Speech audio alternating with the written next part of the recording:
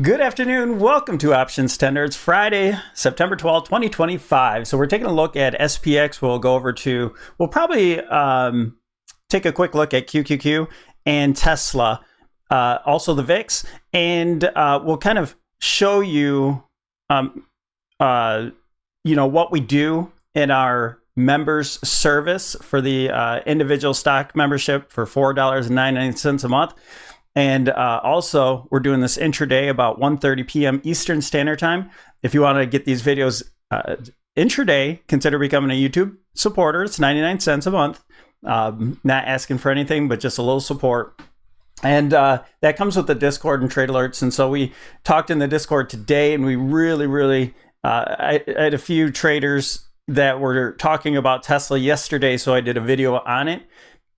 And today, good Lord, we had somebody have, that's Jeff, I believe, had 1,000% gain on there. Just fantastic. And, we had some great talks in there today. And I just love being in the Discord. I've been spending a lot more time in there these days because of those traders that are contributing so much. So, yes, we've been looking for a turn in the market. That has not come yet. I do believe we're here in this roadmap, in this Wyckoff distribution, also known as a ending diagonal here.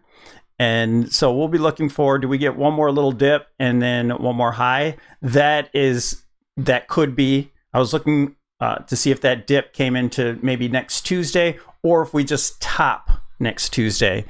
All right, so that's kind of on the game plan. I'll show a lot more detail on the weekend video. I'll do that tomorrow. But let's go through all of our indicators and such as we do each and every day, so we can kind of follow and show and interpret these indicators. All right, so we have our with our naked chart on here. Let's go to the trend. So clearly the trend is still up, and good for you if you use this indicator, if you end up using it, and we'll pay attention to it. So close. I know that there was 2 red sell signals going there, but if you would have bought on these green arrows and the opening above the 21 moving average, you would have made money. Obviously if you held it too long, but that goes for any kind of trade. So you would have did well, buy here. Now, you would have done well here, but I wouldn't have recommended because the close the week before, this in the period, I'm not going to go into too much length of the indicator, would have kept you out because of that negative close that happened. And that's also an possible impulse wave. Now, it could have been an A, B, C. It was an ABC clearly, but that definitely could have been an impulse down and look for a lower high kind of thing. So it would have kept me out of this trade here going up, but no reason not to purchase these trades right there, except for the fact that we know that we're really losing momentum and we're at resistance right now. So good indicator. Let's keep track of that. It's brand new on this channel, and so we'll be monitoring it. So here's our moving averages. We're clearly 8 is our trend indicator. Is our momentum indicator. The 20 simple moving average is our trend. Both are up. Here's our traditional look. We have our ending diagonal here. If you connect these tops, right there, we've already touched it. That doesn't mean we can't go a little bit higher on here. And while we're at it, while we're just looking at this traditional look, I do believe that it's a possibility. IWM has topped here, but we need to see a break below for confirmation. We'll get our Harami reversal set up, and DIA. Okay. So both reversing off of wedge tops here. We'll also have a Harami for the close here. That's a reversal setup. Now, what does that say for the rest of the market? So if it's going to go any higher, you can already see the breadth indicator here for the market is negative. If it's going to go any higher, it's going to be on the backs of these guys. Now, that brings me to, and then we'll go back to the indicators. That brings me to Tesla. And we talked about in the video, in the Discord, we talked about Tesla having the juice to hold up the market and Microsoft being able to bounce. So Microsoft is clearly bouncing. They'll probably follow through into Monday. And then we'll likely get some follow through on Tesla. And this is the sort of setup. It's a little bit different when we do it on the members video. But this is the setup here. This is the possible bear scenario. And we have a bullish one that we're tracking as well. And this one, we're looking at the ascending triangle. We have our trade bar right here that we trade off of. And we saw this morning that we're on top of it. And I said in the Discord that we're breaking out. And SLAAMG is that they are new to the Discord, but they pointed out in the morning, and I was definitely following through with it, and it looked really good and just started to spike up yesterday. I meant to talk about yesterday, and then today we're getting follow through. We're talking about today, the top of this peak here. Okay, so we said in the Discord, we said 384 is the easy trade. So we'll get to there. And then we had a couple people talk about closing the gap and getting up further to 400. And we just about did that today. And just a fantastic trade. We did some zero dated.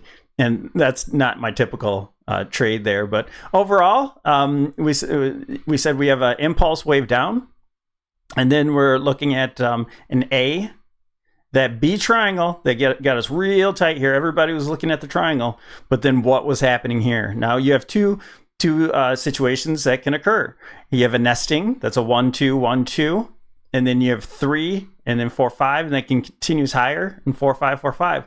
Okay, or this is some sort of I'm kind of saying this wrong here. If you have a 1, perhaps some sort of move in here that's a 1 2, and then we get 3 4 5. What I'm getting at is this: if the market is going to go much higher, then we have a last wave ending diagonal in the bullish scenario. So I'll stop babbling on. Yes, I think this is a nesting, a breakout from the ascending triangle. So if you do a measured move, you can just take a horizontal line and put it on the breakout point. And that brings us to the 786. So we can possibly continue on here next week into 430 in the 786 retracement and complete our ABC correction before heading lower. Now that's in a bear market. Bull market, I'm not going to show you the scenario, but it goes much higher. Okay. So back to SPX. And checking out the McClellan oscillator. So the oscillator is moving down as price is moving up. Okay, not a good sign. So again, that's just another clue that a reversal is imminent. And whether we turn around on turnaround Tuesday or so, we'll look for this to break down. Does it hold the trend line one more time and go back up? I do have a target up there, but I'm starting to really doubt that. We're at final stages of this move. Now, I'll post up another video that we did for members, and JP Morgan Chase. If that's a sign, it appears to be complete or just about. So if that's a sign that the top is coming up here, then so be it. We're tracking that one too. And I just did the full Elliott analysis and the extended measurements and things on that as well. So here's your MACD.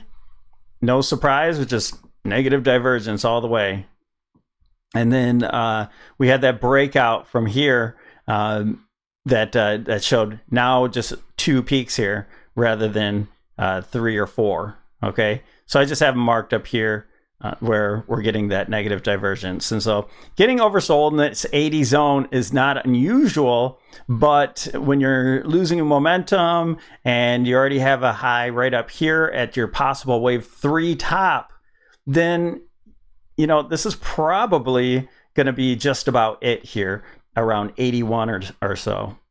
All right, looking at the slow stochastic, divergence, it doesn't really matter, but if we have rollover here. That's what we'll be looking for. We were hoping that we got our rollover there, but we didn't cross, and we ended up moving up a little bit higher.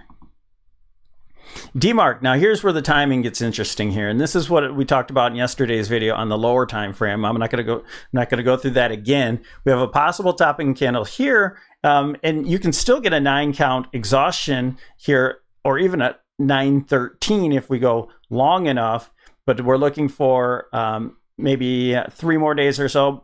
As long as it doesn't cross 4 bars before, then you can still get that 9 count without being the 9 at the top. Okay, it can be a candle or 2 lower here. So, but so we're looking for exhaustion coming into Tuesday. And now the difference there with NDX is that we have, and clearly we didn't get a lower high there.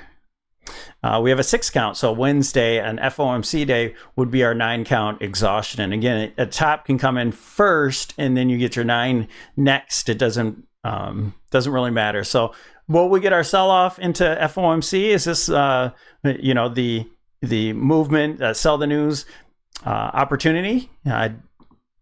I'm thinking it's setting up that way. Okay, so let's go to SPY for our money flow index.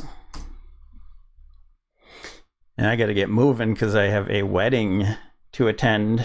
We have overbought conditions here with our money flow index, and we're looking for this turnaround to come here really soon. Whoops. Let me just move on here. The money flow index, we're in overbought territory. We're looking for rejection off here soon. Bollinger Band, same thing. We're at the top of the band with an overbought and negative divergence. Let's look for the sell signal. And it's a little bit different on depending on your settings, but this settings is at the 5-day. And that's because you have 5 trading days in a week. So it's a little bit more sensitive. So here you still have your 4 peaks here. All right. So I hope that's clear that if you change your indicators, on the other one, it's a little bit different. All right. Elliott oscillator. Again, getting a lower high, but making a new high here, that's some progress, okay? But still, you have something to be cautious about, something to be worried about, okay? Let's see what happens in the near term. Let's go over to VIX. And so you know that timing's coming up with the Demark and, the VVIX. Volatility of the VIX.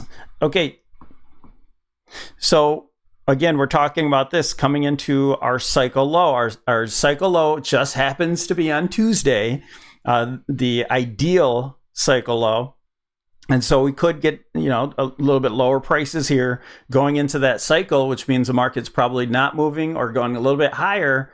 And so we'll be looking for the rising phase to start later in the week next week. Does that start Tuesday or Wednesday? FOMC, we shall see. But that's definitely a big catalyst going into Wednesday. So, yeah. And again, keep an eye on these big dogs here for any reversals.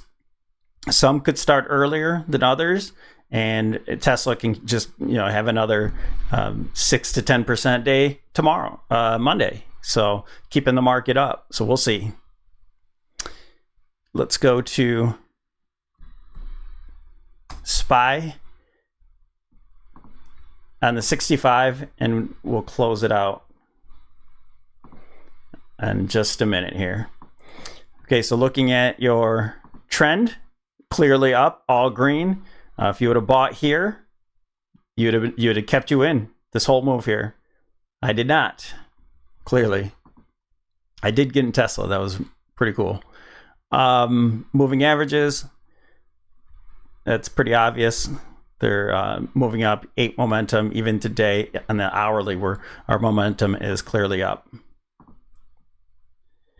All right, so you got some overbought conditions. You're moving a little bit higher, and now RSI is starting to move over. Let's see if we can get that crossover here on the MACD. It looks like it's inevitable. We'll see where that goes. All right, we've got a sell signal here on the slow stoke, but with the momentum being up right now, it's things are going to slow down. We have a headwind here, but if it starts to curl up, then we can still get another flag and then break to the upside on the hourly. Demark, just starting with 1 count. We had a 9 count over here during that sell off there, and then had the gap up there. Money flow, getting that negative divergence. Yep, kind of diverging here a little bit more today. Bollinger Band had the sell that's giving us a correction rather than actual sell off. And L8 oscillator. So here's what we're paying attention to in the near term. If we do start to make it higher. Now, with this, if we do start to get a sell-off and a new high here, we want to see this once resistance into support hold, because we had a pretty much a breakout from this level. If you notice it, you can almost draw an ascending triangle in here. Ended up breaking out. And so with this near-term oscillator moving up, we want to see perhaps another divergence there to give us a lower and a higher high with a lower high here in the oscillator. All right, that should do it. We have the VIX on a lower time frame. Let's check this out. So we anticipated yesterday that we'll form some sort of wedge, and so we have that line ready. How low will it go? We don't know. It could go a little bit lower than here to make a brand new low on that dominant cycle. It's possible. We'll see if this creeps down here. I think we're going to close the gap. I think that seems inevitable. But going any much lower than that, we should get a divergent on the daily time frame low there, and we'll be able to start drawing our wedge. And then if the wedge breaks out beforehand, so be it. But that will be the first sign that maybe we're getting our reversal.